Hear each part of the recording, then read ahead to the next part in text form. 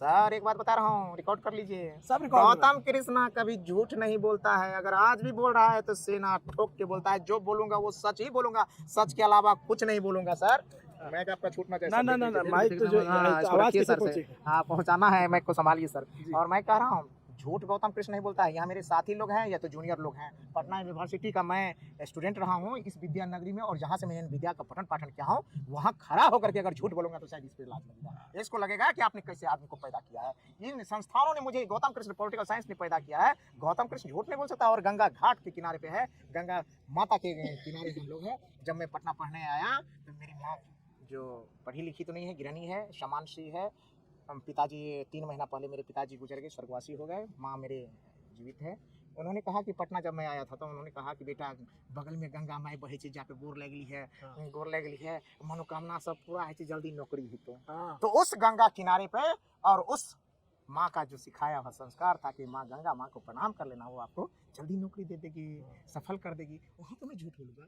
वैसे मेरा व्यक्तिगत चरित्र ऐसा नहीं है सर, एक शब्द नहीं झूठ बोलता हूँ, एक शब्द अगर कोई साबित कर दे हमरा तो बता रहा हूँ। जैसे बिहार में तो सरकारी नौकरी को लेकर बड़ा क्रेज होता है। आपने एकदम बीपीएससी जो लाखों लड़कों का सपना होता है उसको आपने क्रैक किया। आप जो है, मैं इसको थोड़ा ठीक कर देता हूँ, कर दीजिए सर, कर दीजिए। तो जो है आपने बीपीएससी क्रैक कर लिया। फिर बीपीएससी क्रैक करने के बाद चूंकि मैं प्रोफेसर भी हूँ सर, आपको नहीं होगी मैं वही उसी पे आ रहा हूँ कि आपने बीपीएससी क्रैक किया। फिर पटना कॉलेज का टॉपर भी रहा हूँ। फिर आप प्रोफेसर कॉलेज का टॉपर भी रहा हूँ, पटना यूनिवर्सिटी का गोल्ड मेडलिस्ट भी रहा हूँ। जैसे- सर कुछ बता देता हूँ सर, पीएचडी भी किया हूँ, वोटिंग भी है, पीएचडी भी है, मेरा सारा कुछ है सर।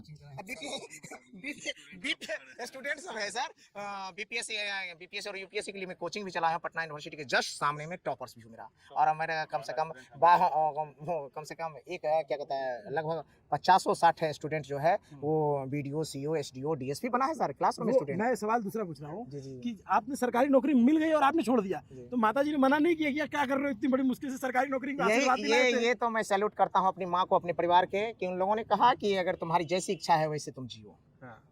बस हम लोगों का सपना था कि मेरा बेटा पढ़ लिख करके बड़ा ऑफिसर बने, ये उन लोगों का सपना था। मैंने पूरा किया। उसके बाद उन्होंने कहा कि अब तुम्हारी जैसी इच्छा है वैसे अपना जियो। मेरे पिता ने और परिवार ने कभी ये नहीं सिखाया कि 1 रुपया ठन्नी कभी तुम घूस लेना, घर मकान मेरे लिए बनाना। लेकिन उनका हमेशा ये कहा था, शिक्षा और संस्कार में आबद्ध होकर के तुम उन समाज के साथ रहना जो कभी तुम पे गर्व करे और हम लोगों को कभी फजीहत ना होना पड़े, सर झुकाना ना पड़े, ये उनका हिदायत थी। नहीं तो और उसके बाद अब आप जैसे अब आए हो तो आप यहाँ, जैसे होता है कि विधायक आते हैं तो मान लीजिए आप नेता से मिल लिए, फिर थोड़ा जाएंगे होटल में बैठे हैं, 4 दोस्तों के साथ मिले, आप सीधे हॉस्टल ही आ गए, तो यहाँ क्या लिट्टी चोखा बनेगा?